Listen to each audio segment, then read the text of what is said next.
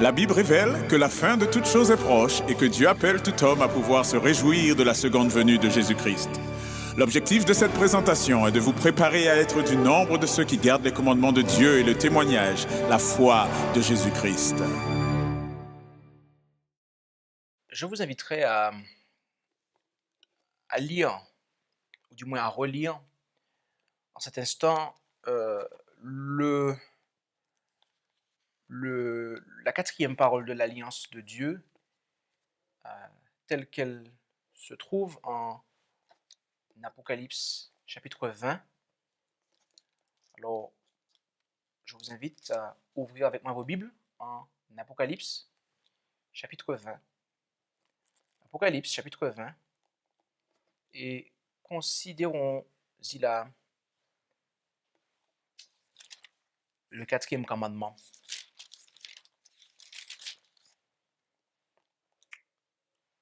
Où nous lisons à partir du verset 8. « Souviens-toi du jour du repos pour le sanctifier. Tu travailleras 6 jours et tu feras tout ton ouvrage. Mais le 7e jour est le repos de l'Éternel ton Dieu.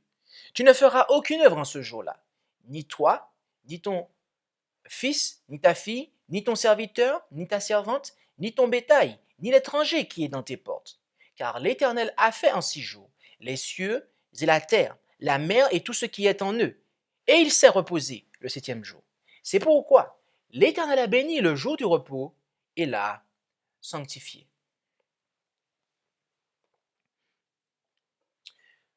Lors de la première partie de l'étude de ce commandement, du quatrième, nous avons considéré les raisons pour lesquelles l'Éternel nous demande de nous rappeler du jour du sabbat. Et pendant la deuxième partie, nous avons examiné la définition biblique du jour ainsi que de la semaine. À la troisième partie, nous avons localisé ce jour au sein de la semaine de 7 jours.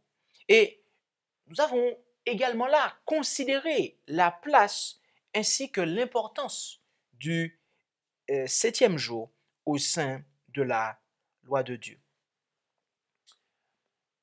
Et aujourd'hui, durant cette quatrième et dernière présentation de la quatrième parole de l'Alliance, eh bien, nous allons considérer l'observation même du sabbat.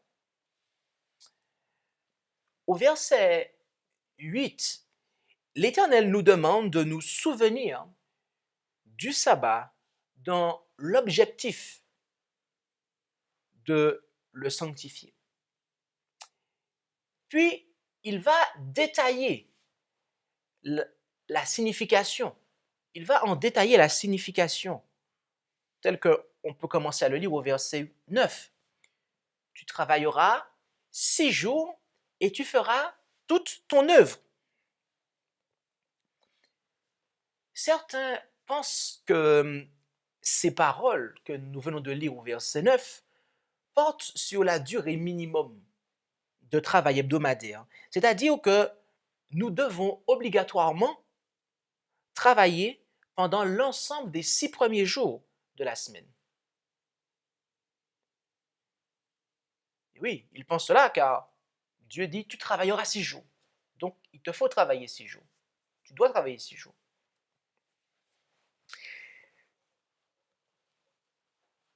Si cette vision des choses est correcte, alors les enfants en bas âge ainsi que les femmes enceintes qui ne peuvent pas forcément travailler seraient de fait des transgresseurs de la loi. Et que dire des travailleurs qui ne pourraient pas prendre de vacances sous peine d'être eux aussi des transgresseurs? Sommes-nous obligés de travailler tous les 6 premiers jours de la semaine? Une considération attentive du verset dans son contexte nous montre qu'il s'agit là plutôt d'une permission ou devrais-je dire, d'une durée de travail limitée à 6 jours. En effet, le verset 10 commence en disant « mais le 7e jour ». Ok? Donc, par conséquent, en déclarant cela, Dieu nous fait comprendre que le temps que nous accordons à nos travaux et ouvrages, eh bien, ne doit pas excéder plus de 6 jours consécutifs. Et cela est un premier point.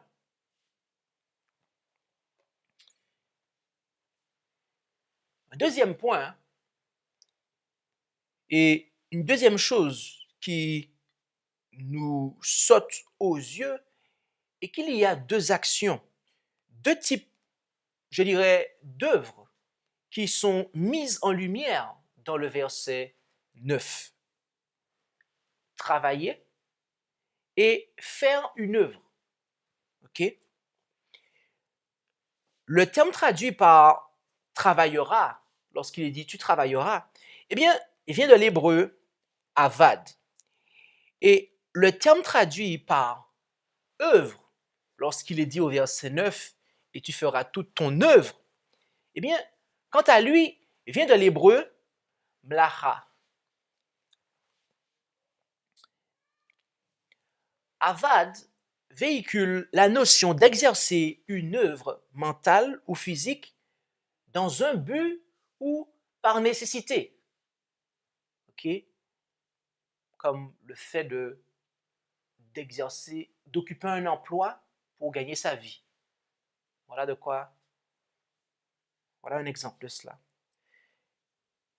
Mlaka, quant à lui, exprime la notion d'une activité destinée à faire ou à accomplir quelque chose.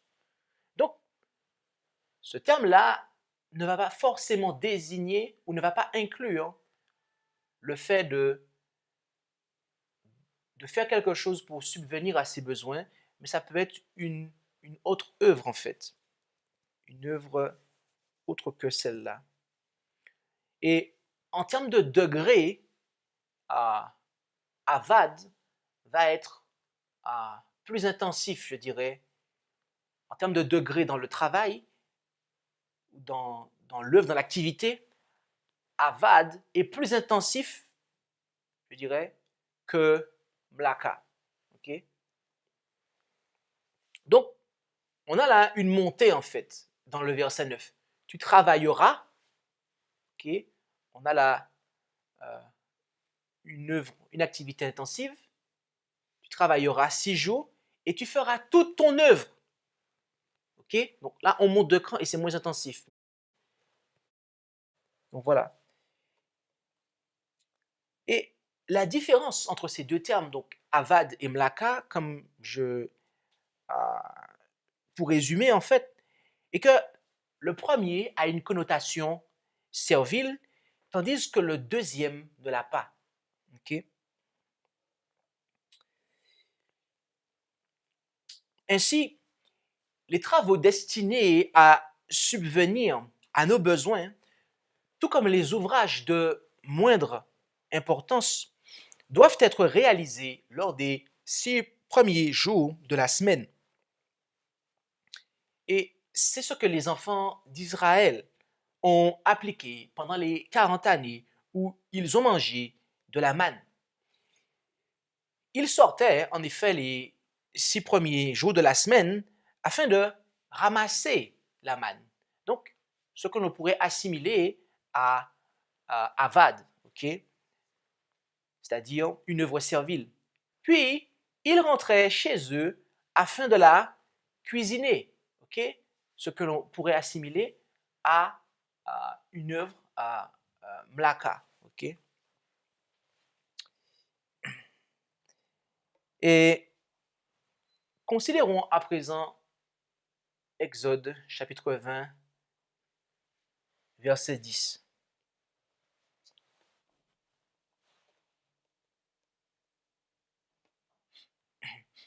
Mais le 7e jour est le repos de l'Éternel, ton Dieu.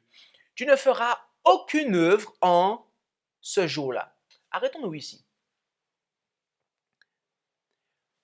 quand arrive le 7e jour, Dieu demande à ce qu'aucune œuvre, mlaka, c'est le même terme que nous avons ici, ok? Qu'aucune œuvre ne soit faite. Et étant donné que les œuvres mlaka sont proscrites, il s'ensuit que celles qui sont le fruit d'avad, celles qui sont serviles, sont, eh bien, de fait, également, elles sont également proscrites. Mais je voudrais vous poser une question. Est-ce que toutes les œuvres sont absolument proscrites? Toutes œuvres sont-elles dans l'absolu proscrites? Est-il, par exemple, interdit de soigner un malade ou de secourir un animal le jour du sabbat? Car il s'agit là d'œuvres qui sont plus que nécessaires. Il s'agit là d'œuvres qui sont vitales même, mes amis. Alors, de nouveau, de telles œuvres sont-elles proscrites par le 4e commandement? Considérons la suite du verset 10, laquelle nous adresse la liste des êtres devant observer le jour du sabbat. Ok? Donc, tu ne te feras aucune œuvre en ce jour-là, ni toi, ni ton fils, ni ta fille, ni ton serviteur, ni ta servante, ni ton bétail, ni l'étranger qui est dans tes portes. Ok? Donc, on a là cette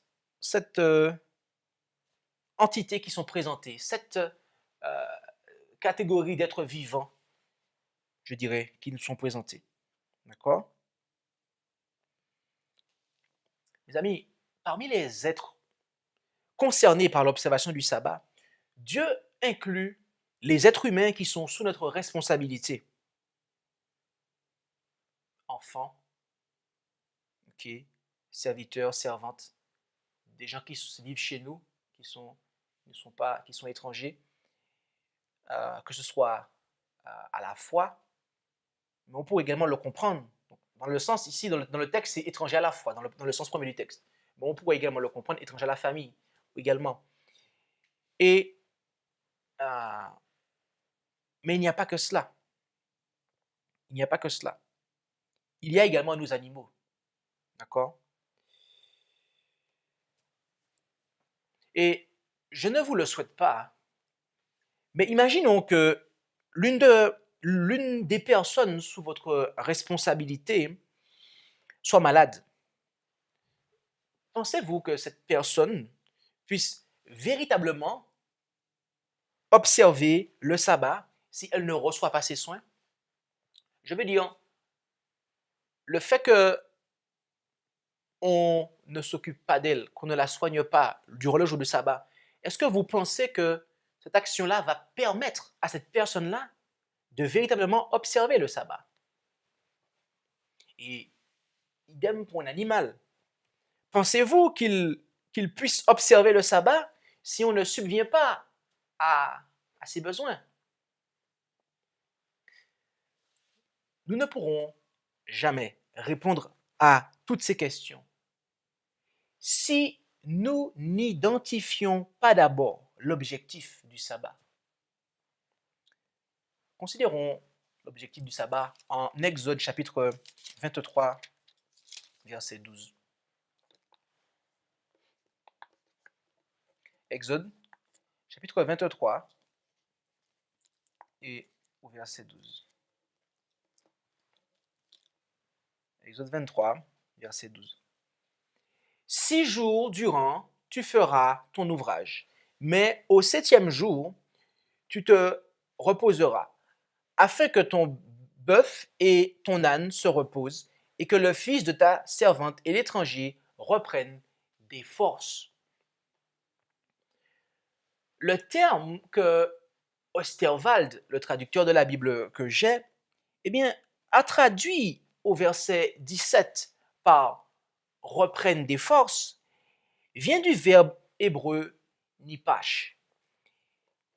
De manière littérale, Nipash peut signifier souffler, reprendre souffle, rafraîchir ou être rafraîchi. D'accord? Et voilà l'objectif, mes amis, du jour du sabbat. C'est de pouvoir reprendre souffle, d'être rafraîchi. Mais pouvez-vous reprendre souffle ou être rafraîchi dans la souffrance ou dans la maladie? Je veux dire, pouvez-vous reprendre souffle et être rafraîchi si pendant le sabbat, personne ne vous soulage ou ne vous guérit? Il est clair que non. Mais ce n'est pas ainsi que tous les Juifs du temps de Jésus voyaient les choses. En effet, rendons-nous en Luc, chapitre 13, et au verset 10. Et lisons à partir du verset 10, tout du moins. Où allons-nous? Luc, c'est cela, chapitre 13, à partir du verset 10.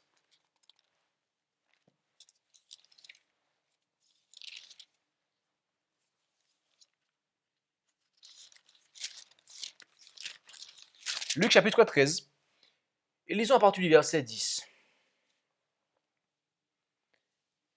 Comme Jésus enseignait dans une synagogue un jour de sabbat, il se trouvait là une femme possédée d'un esprit qui la rendait malade depuis 18 ans et qui était courbée, en sorte qu'elle ne pouvait point du tout se redresser.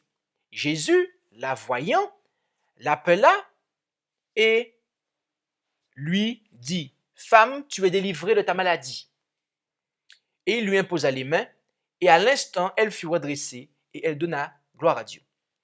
Mais le chef de la synagogue, indigné de ce que Jésus avait fait une guérison un jour de sabbat, prit la parole et dit au peuple, « Il y a 6 jours pour travailler.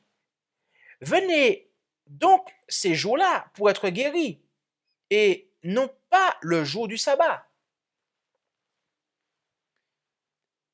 Mais le Seigneur lui répondit, « Hypocrite, chacun de vous ne détache-t-il pas son bœuf ou son âne de la crèche le jour du sabbat et ne le mène-t-il pas à l'abreuvoir? Et ne fallait-il point, en un jour de sabbat, détacher de cette chaîne cette fille d'Abraham que Satan tenait liée depuis 18 ans? » Comme il parlait ainsi, tous ses adversaires étaient confus et tout le peuple se réjouissait de toutes les choses glorieuses qu'il faisait.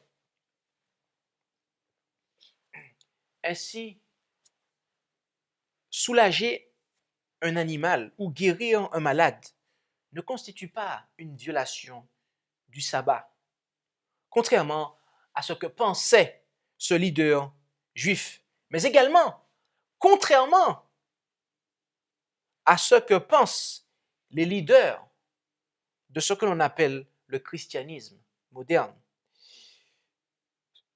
qui, eux, sont contre l'observation du sabbat du 7e jour. Mes amis, Luc 13, versets 10 à 17, n'est pas une preuve que Jésus a aboli le sabbat, pas plus que Marc, chapitre 2, versets 23 à 28. Je vous invite à vous rendre avec moi dans l'évangile selon Marc, au chapitre 2. Marc, évangile selon Marc, chapitre 2, verset 23. À partir du verset 23, et nous lirons jusqu'à la fin de ce chapitre. Marc 2, verset 23 jusqu'au verset 28, où nous lisons, « Et il arriva, comme Jésus passait par les blés un jour de sabbat, que ses disciples, en marchant, se mirent à arracher les épis. Et les pharisiens lui dirent, « Regarde, pourquoi font-ils ce qui n'est pas permis dans les jours de sabbat? » Mais il leur dit, « N'avez-vous jamais lu ce que fit David quand il fut dans la nécessité et qu'il eut faim, lui et ceux qui étaient avec lui? Comment il entra dans la maison de Dieu au temps d'Abiatar, souverain sacrificateur, et mangea les pains de proposition qu'il n'était permis de manger qu'aux sacrificateurs, et en donna aussi à ceux qui étaient avec lui. Puis il leur dit, le sabbat a été fait pour l'homme et non pas l'homme pour le sabbat. Ainsi, le Fils de l'homme est maître même du sabbat. L'événement que Marc nous décrit ici est riche d'informations concernant l'esprit de la véritable observation du sabbat.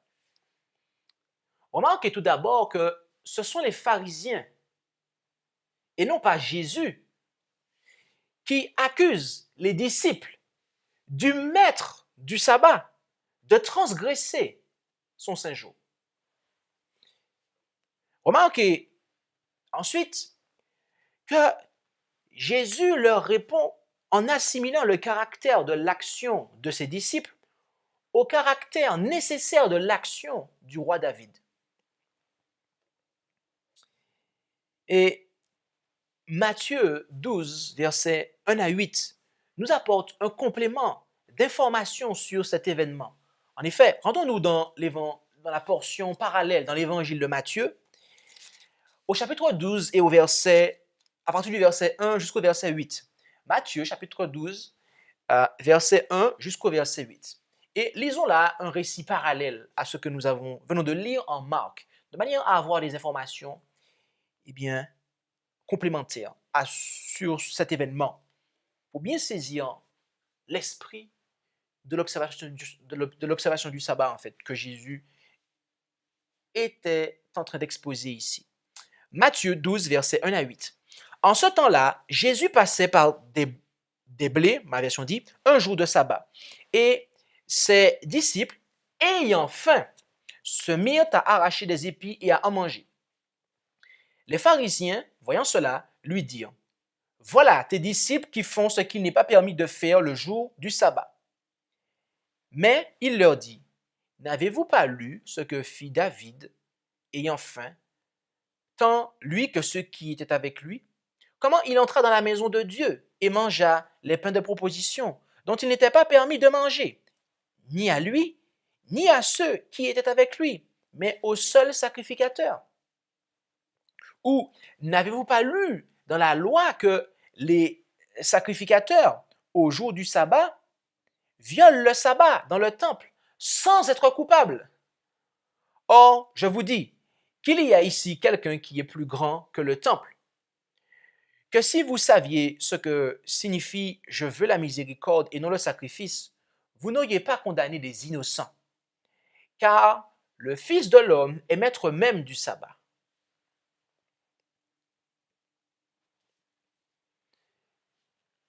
Ce que le maître du sabbat était en train d'expliquer aux pharisiens était que les actes de nécessité ne pouvant pas être effectués durant les 6 premiers jours de la semaine sont permis durant le jour du sabbat. Et mes amis, si tel n'était pas le cas, alors ceux d'entre nous qui se chauffent au bois auraient, de ce fait, à passer les jours de sabbat d'hiver dans le froid. Et oui, parce que vous ne pouvez pas allumer de feu si vous suivez la pensée des pharisiens. Vous ne pouvez pas allumer de feu, mes amis. Pourtant, hypocrites comme ils sont, ils étaient d'avis, en fait, avec le leader de la synagogue qu'on a vu tout à l'heure, pour donner à boire aux animaux. Mais quand il s'agit de prendre soin des gens, quand il s'agit de subvenir à sa faim, alors que vous êtes simplement en train de vous promener, vous vous rendez compte? Vous êtes en train de vous promener, et puis vous avez faim, vous avez du blé qui est là, ou par exemple, vous avez un pommier qui est là. Selon ces personnes-là, vous n'aviez même pas le droit de cueillir la pomme et de la manger, en fait. C'était une transgression du sabbat. Ce n'est même pas pour vous dire que les disciples se sont mis à moissonner le champ. Même pas pour vous dire qu'ils se sont mis à prendre du blé pour le faire cuire. Ils ont juste mangé ça cru comme ça. Le problème ici, mes amis, c'était la vision des Juifs. C'était toutes les traditions.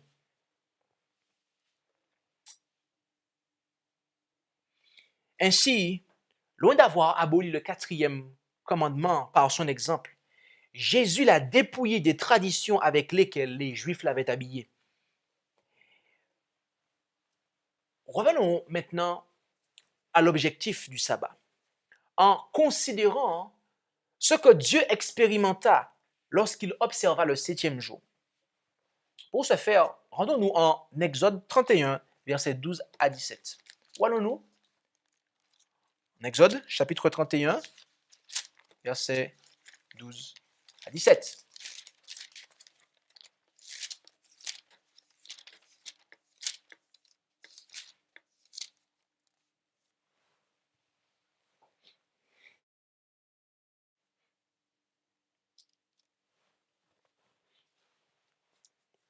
Exode 31, versets 12 à 17. Et là, nous lisons: L'Éternel parla encore à Moïse en disant: Et toi, parle aux enfants d'Israël et dis: Seulement vous observerez mes sabbats, car c'est un signe entre moi et vous dans toutes vos générations, afin qu'on sache que c'est moi, l'Éternel, qui vous sanctifie. Observez donc le sabbat, car c'est pour vous un jour saint. Ceux qui le profaneront seront punis de mort. Si quelqu'un fait une œuvre en ce jour, cette personne-là sera retranchée du milieu de ses peuples. On travaillera pendant 6 jours, mais au septième jour, ce sera le sabbat du repos consacré à l'Éternel. Quiconque fera une œuvre le jour du sabbat sera puni de mort. Ainsi, les enfants d'Israël observeront le sabbat pour célébrer le sabbat dans toutes leurs générations comme une alliance perpétuelle. C'est un signe entre moi et les enfants d'Israël à perpétuité, car l'Éternel a fait en 6 jours les cieux et la terre, mais au septième jour, il a cessé et s'est reposé. Lors de la présentation précédente, nous avons considéré ces versets pour établir que le sabbat était bel et bien l'instrument du scellement. Okay? Considérons à présent un autre aspect. Le terme que Osterwald a traduit au verset 17 par « s'est reposé » vient du verbe hébreu nipash, verbe que nous avons vu tout à l'heure en Exode 23. Comme nous l'avons vu, de manière littérale, mes amis, nipash peut signifier souffler, reprendre souffle, rafraîchir ou être rafraîchi. Et la traduction de Darby sur ce point est très pertinente. En effet, dans la version Darby, nous lisons Exode 31, 17 comme suit. C'est un signe entre moi et les enfants d'Israël, à toujours, car en 6 jours, l'Éternel a fait les cieux et la terre, et le septième jour, il s'est reposé et a été rafraîchi. Ok? Remarquez que prenez toutes les versions de la Bible en français de Exode 23, je crois qu'on a pris Exode 23 tout à l'heure, verset 12, où on a dit que pour reprendre des forces, je vous le confirme, c'est ça, reprendre des forces. Là, on a Nipash, Exode 3, verset 22, et quasiment toutes les versions de la Bible francophone vont vous retranscrire la signification littérale de Nipash. Okay? Par contre, lorsque Nipash est attribué à Dieu, eh bien, vous n'avez pas beaucoup de Bibles, mes amis. Vous n'avez peut-être que 2 versions parmi celles que j'ai pu consulter. C'est la Summer et la Darby. Je n'ai pas consulté Crampon, il faudrait vérifier, mais qui vous retransmettent que Dieu a été rafraîchi. Okay? C'est ce concept-là, qu'il a repris souffle, qu'il a été rafraîchi. Pourquoi les traducteurs ne veulent pas retranscrire ce mot-là, en fait? Parce qu'il s'agit là d'un anthropomorphisme, c'est-à-dire qu'on attribue euh, des traits humains à la divinité. En effet, comment Dieu a-t-il pu reprendre souffle ou être rafraîchi quand en Ésaïe 40, verset 28, on nous dit qu'il ne se fatigue pas? La vérité ici, mes amis, est que le rafraîchissement qu'apporte le sabbat du 7e jour est bien plus qu'un rafraîchissement physique. Et voilà ce que beaucoup de personnes n'ont pas perçu en fait. Cela est bien plus qu'un rafraîchissement physique. Considérons Deutéronome chapitre 5 versets 12 à 15. Et nous avons là une réitération du sabbat du 4e commandement qui est faite par Moïse cette fois-ci. Genèse, Exode, Lévitique, Nombreux, Deutéronome. Deutéronome chapitre 5 versets 12 à 15.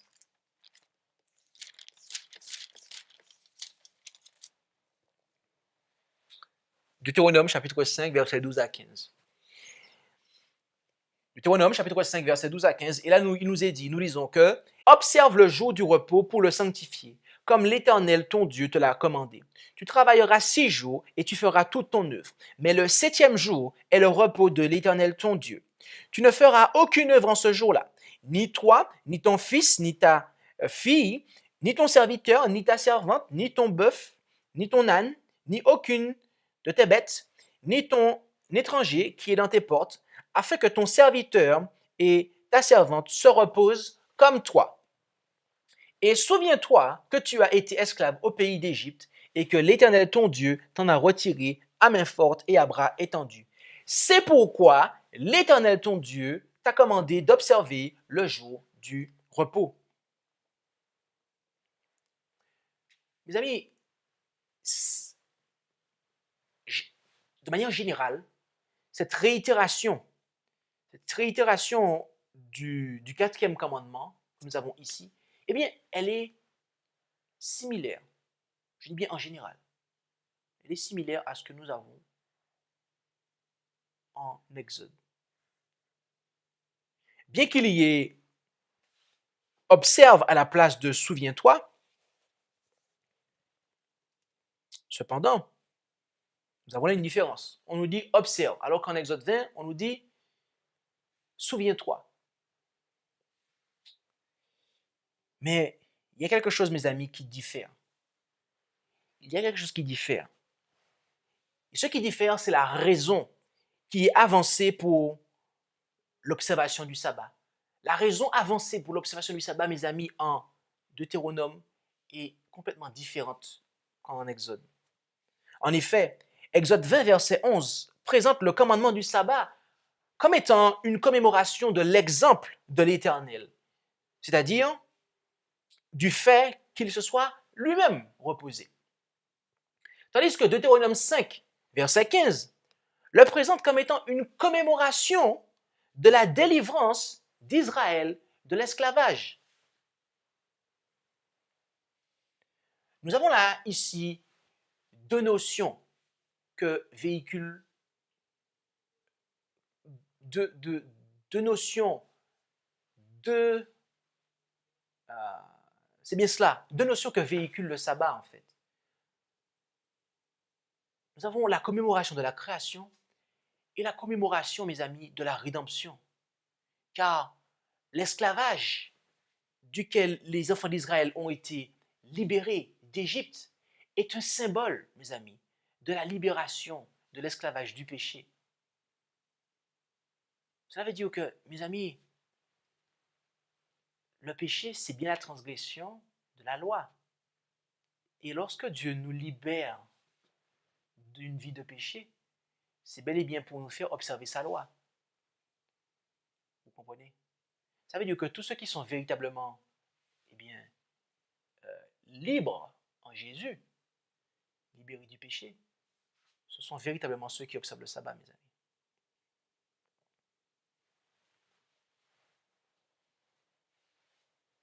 Ainsi, le sabbat est pour nous le moyen de commémorer la création, mais également la rédemption, le repos que nous avons en Jésus, où nous mettons de côté les œuvres de la chair et nous eh bien, avons part, d'une manière toute particulière, aux fruits de l'esprit. Voilà ce que le sabbat ce vers quoi le sabbat va nous porter. Ce que le sabbat va nous permettre de commémorer, mes amis. Et il nous faut savoir une chose, c'est que la rédemption est une recréation, mes amis. La rédemption est une création, mais la rédemption est une recréation. Puisque racheter l'humanité, eh bien, cela implique de recréer en l'homme un cœur pur. Crée en moi un cœur pur, mets en moi un esprit bien disposé, comme dit le psalmiste dans le psaume. Donc, la rédemption est bel et bien une création, mes amis, une recréation. Et comment a lieu cette recréation? En répondant à cette question, nous allons répondre à la question que nous sommes posée tout à l'heure concernant le rafraîchissement. Comment a lieu cette recréation? Comment Dieu opère cela? Je vous invite à vous rendre avec moi en Actes chapitre 3, verset 19. Actes des Apôtres, chapitre 3. Et considérons là le verset 19 et le verset 20. Et là, Pierre déclare dans Actes chapitre 3, verset 19 et 20, « Repentez-vous donc et vous convertissez, afin que vos péchés soient effacés, afin que des temps de rafraîchissement viennent de la part du Seigneur, et qu'il vous envoie celui qui vous a été annoncé auparavant, le Christ Jésus. » Et lisons maintenant Acte 2, verset 38. Acte 2, verset 38. Et là, Pierre, il déclare ici, « Repentez-vous et que chacun de vous soit baptisé au nom de Jésus-Christ pour la rémission de ses péchés, et vous recevrez le don du Saint-Esprit. » La réception du don de l'Esprit dont Pierre parle ici, eh bien, cela est le rafraîchissement dont il parle au chapitre suivant.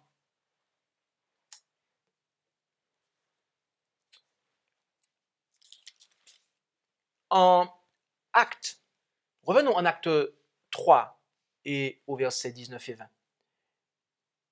En Acte 3 et au verset 19 plus précisément, ce qu'Osterwald a traduit par le terme « par » lorsqu'il dit « des temps de rafraîchissement viennent de la part du Seigneur », eh bien, ce qu'Osterwald a traduit par le terme « par » vient du grec prosopon. Mes amis, de manière littérale, prosopon peut signifier visage, face et présence. C'est ce que nous avions vu, rappelez-vous, lorsque nous avons considéré le premier commandement et la partie numéro 1, devant ma face d'ailleurs. Eh c'est le même terme, prosopon, qu'on avait étudié ça. Alors, prosopon en grec, en hébreu c'était autre chose, mais on l'avait considéré dans le Nouveau Testament, comment cela était utilisé, et c'est le même terme qui est ici en fait. Vous vous rendez compte? Ok. Ici, le rafraîchissement a lieu en présence du Seigneur. Ou si vous préférez, c'est la présence du Seigneur qui provoque ce rafraîchissement. Qui est ce Seigneur? Le verset 20 nous dit qu'il s'agit du Christ Jésus. Et qui est-ce qui nous envoie ce rafraîchissement? Le verset 20 nous dit que c'est il. Mais qui est ce il? Le verset 18 et 22 nous disent que c'est Dieu. Mes amis, l'objectif du sabbat a toujours été d'être rafraîchi par la communion de l'Esprit que nous avons avec le Père et son Fils, notre Seigneur et Sauveur Jésus-Christ.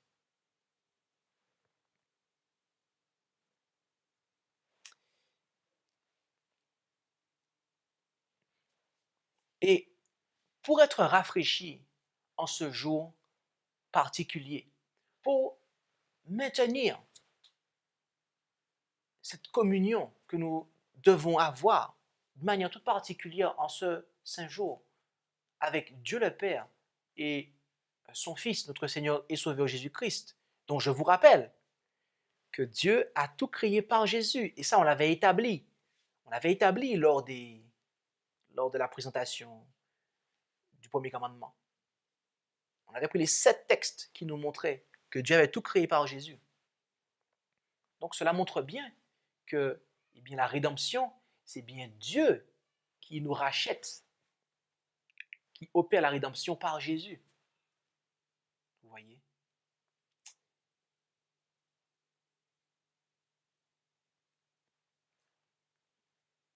Donc je reprends. Et pour être rafraîchi en ce jour particulier, pour être rafraîchi par la communion de l'Esprit que nous devons avoir avec Dieu le Père, ainsi que son Fils, notre Seigneur et Sauveur Jésus-Christ, eh bien mes amis, nous devons sanctifier le sabbat. Parce que c'est cela, mes amis. Dieu l'a voulu comme un temps pour avoir cette communion, un temps de communion bien particulier, pour justement,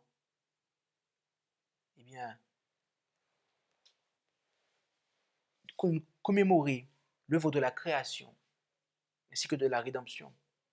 Nous devons sanctifier le sabbat, voyez-vous, selon ce qui nous est dit en Ésaïe 58, versets 12 à 14. Rendons-nous dans le livre du prophète Ésaïe et considérons le chapitre 58. Ésaïe 58, versets 12 à 14. Et là, on nous dit, « Les tiens rebâtiront les ruines antiques. Tu relèveras les fondements des anciens âges. On t'appellera le réparateur des brèches, le restaurateur des chemins qui rend le pays habitable.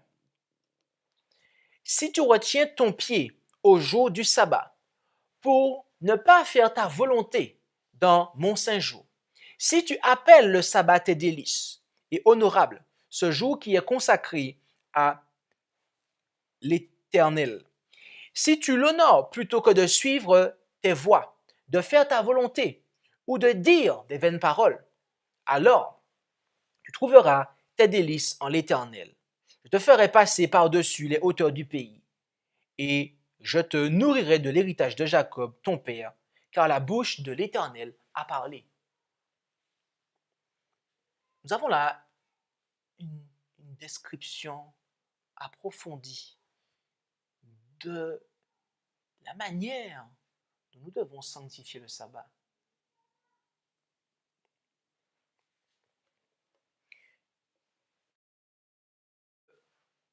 Il nous est parlé ici de retenir notre pied, mes amis.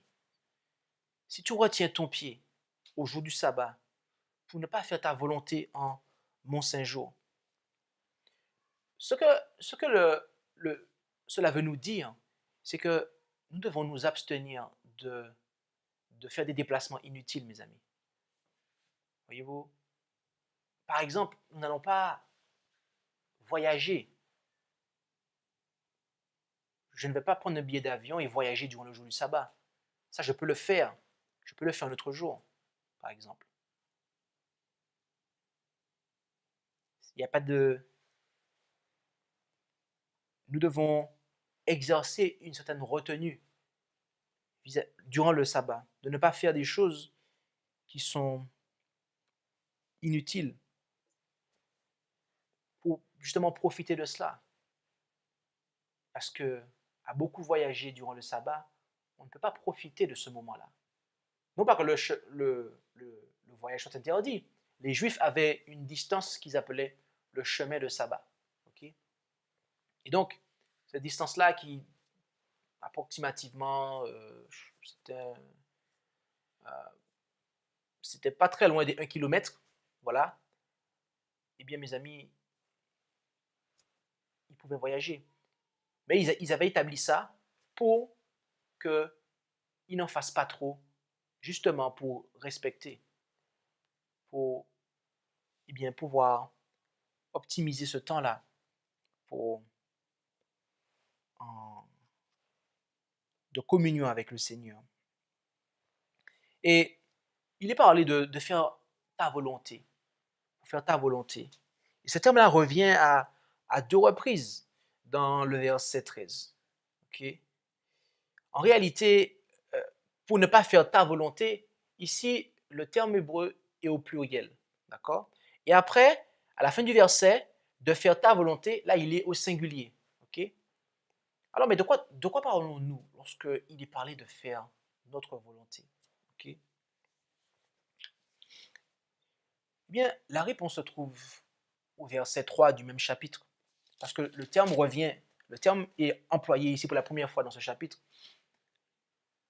Et remarquez ce qu'il est dit. On peut même lire à partir du premier verset. Crie à plein gosier, ne te retiens pas, élève ta voix comme une trompette, déclare à mon peuple leurs iniquités, à la maison de Jacob ses péchés.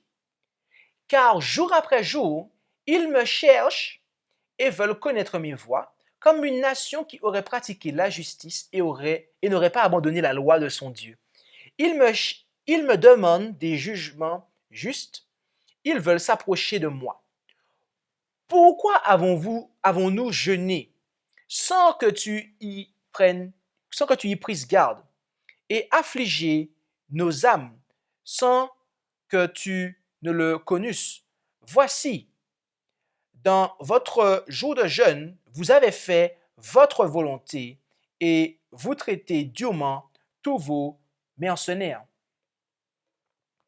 Donc, on a là une description de ce que Dieu entend par faire sa volonté.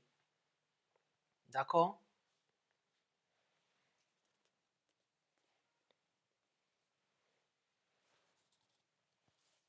On a là la description de ce que Dieu entend par faire sa volonté. Remarquez ce qu'il est dit, même au verset suivant. Voici, vous jeûnez pour quereller et disputer et pour frapper du poing méchamment. Vous ne jeûnez pas comme le veut ce jour, pour que votre voix soit entendue en haut. Ok? Voilà la volonté dont nous devons nous abstenir, mes amis. Cela n'est pas compatible avec l'esprit du sabbat. Et si cela n'est pas compatible avec l'esprit du sabbat, mes amis, eh bien, certainement, on voit que cela n'est pas compatible avec le reste du temps, en fait. On ne doit pas non plus faire ces choses-là. En fait, ce que le texte veut nous dire, c'est que le sabbat est censé la communion que nous avons, le rafraîchissement que nous avons avec le Seigneur durant ce jour-là, est censé nous permettre de mettre de côté ces choses-là, en fait.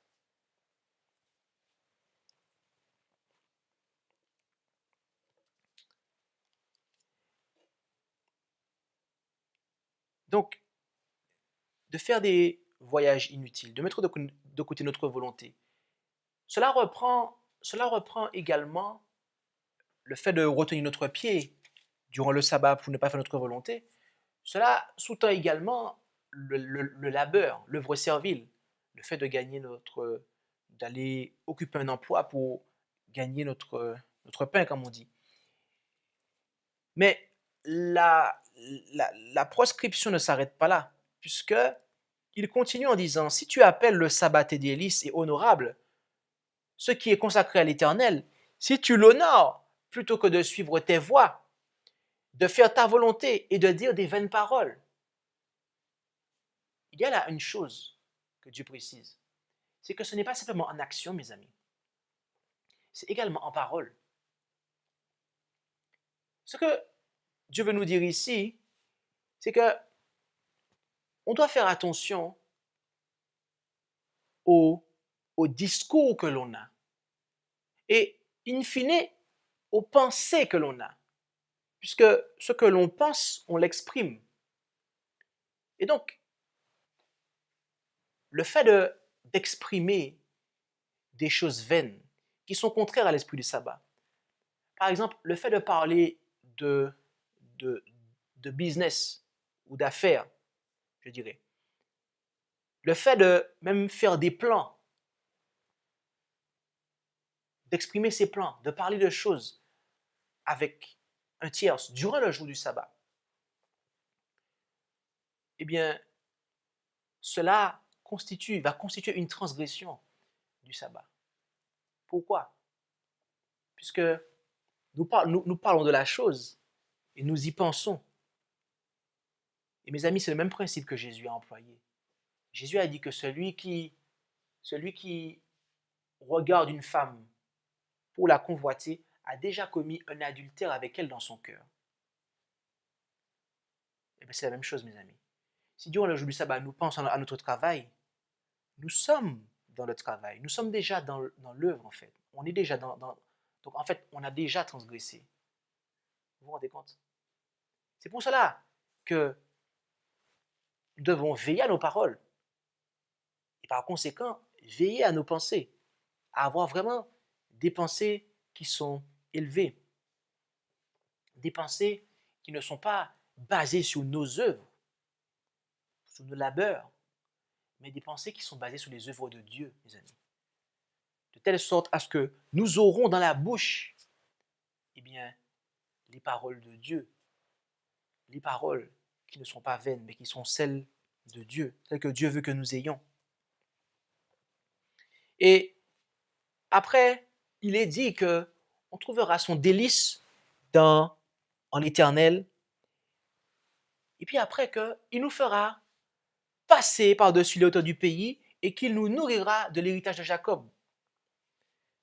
Cela fait allusion à ce que nous lisons en Psaume 105. Psaume 105, verset 9.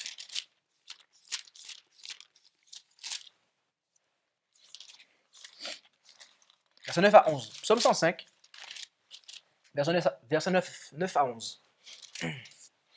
Où il est dit, même au verset 8, « Il se souvient à jamais de son alliance, de sa promesse établie pour 1000 générations, du traité qu'il fit avec Abraham et du serment qu'il fit à Isaac, et qu'il a confirmé à Jacob pour être un statut, à Israël pour être une alliance éternelle, disant, « Je te donnerai le pays de Canaan, c'est le lot de votre héritage. »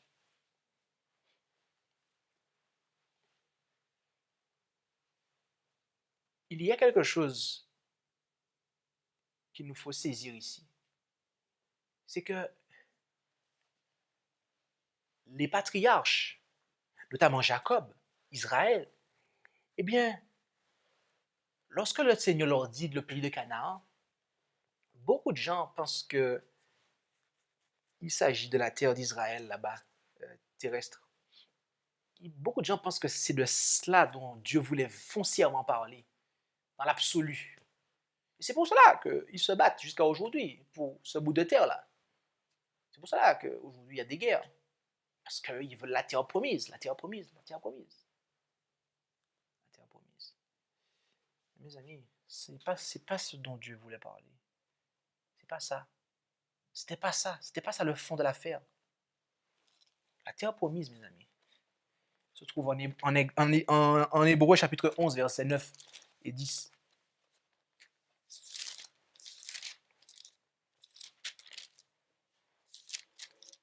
La terre promise que nous avons là, c'est un symbole, mes amis, de la terre promise, de la terre que Dieu avait promise. Hébreux 11, versets 9 à 10. Parlons de la foi. Paul déclare au verset 9, Hébreux 11, excusez-moi, je suis dans Romains, j'ai mal fait mon compte. Voilà, Hébreux 11, 9 et 10. Par la foi, il demeura dans la terre qui lui avait été promise, comme dans une terre étrangère, habitant sous des tentes avec Isaac et Jacob, les cohéritiers de la même promesse. Verset 10. Car il attendait la cité qui a des fondements, dont Dieu est l'architecte et le fondateur. Mes amis, voilà ce que les patriarches attendaient. Voilà ce que les patriarches attendaient. C'est pour ça qu'ils habitaient sous des tentes. C'est pour ça que l'Éternel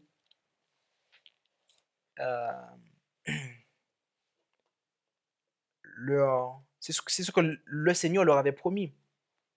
Ainsi, lorsque en Ésaïe 58, Dieu déclare que il nous fera voir l'héritage de Jacob, ça veut dire que durant ce temps de communion que nous avons avec Dieu durant le sabbat, durant ce temps-là, mes amis, que nous avons en communion avec Dieu et l'agneau, Dieu et son Fils, ce temps de rafraîchissement, eh bien, mes amis, Dieu nous montre les merveilles de l'éternité durant ce temps-là, durant ce jour-là. Dieu nous montre les merveilles de la vie à venir.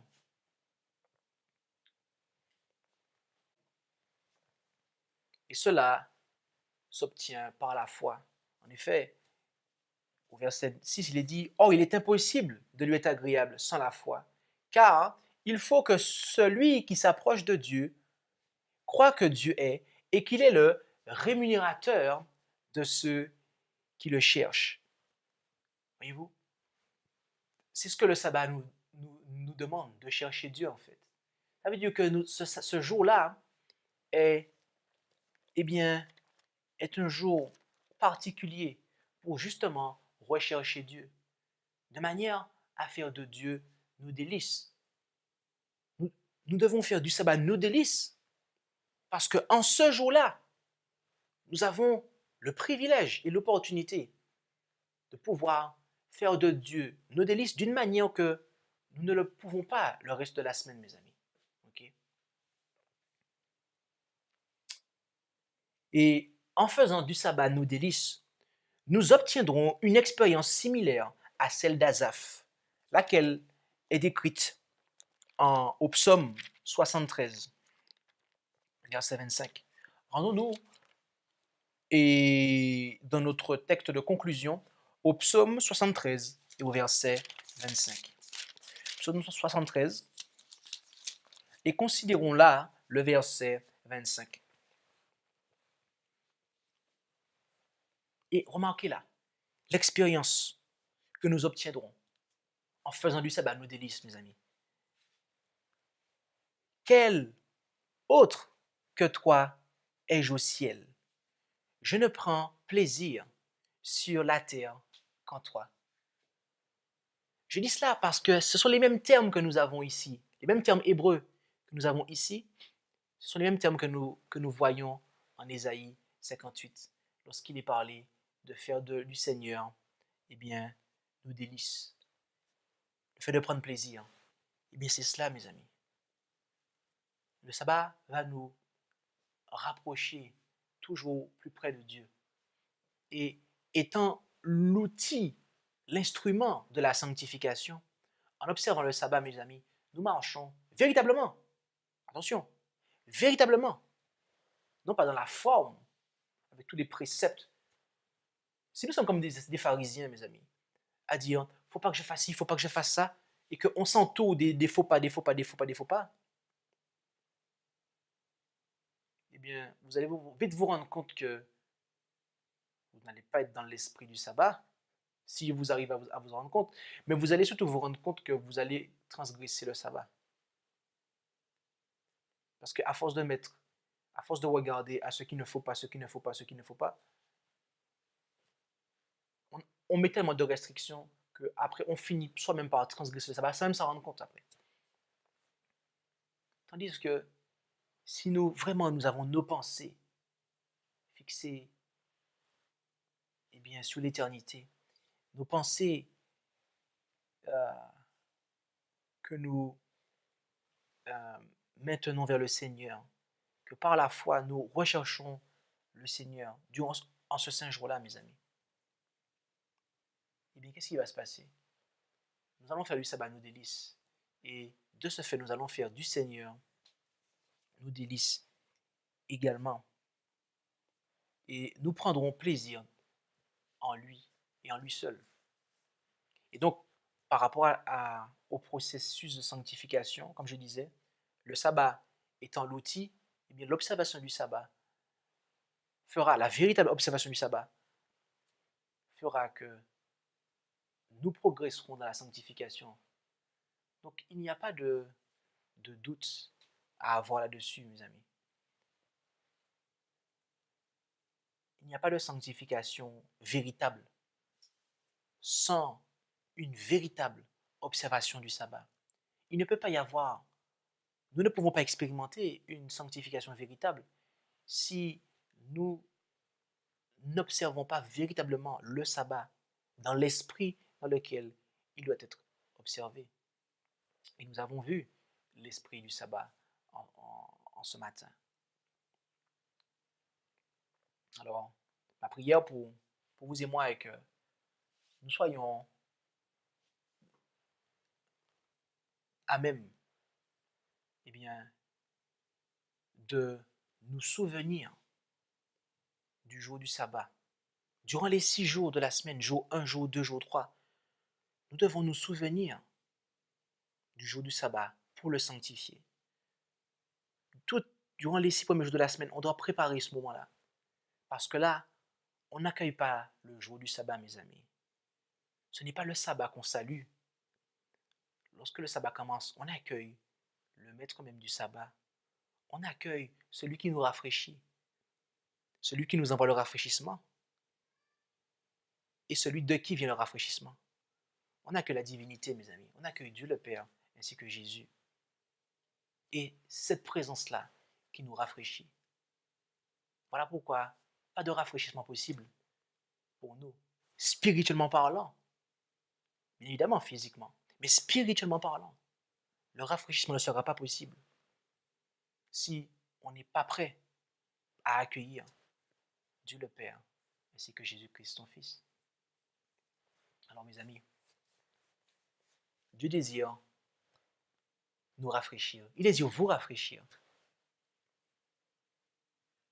C'est pour cela qu'il nous invite à l'accueillir et à lui faire la place nécessaire, la place qu'il demande, toute la place qu'il demande durant le jour du sabbat, afin qu'il puisse nous rafraîchir. Merci d'avoir écouté cette présentation avec intérêt. Pour plus d'informations, consultez notre site internet lereste.org et suivez-nous sur Facebook ainsi que sur YouTube à @lereste.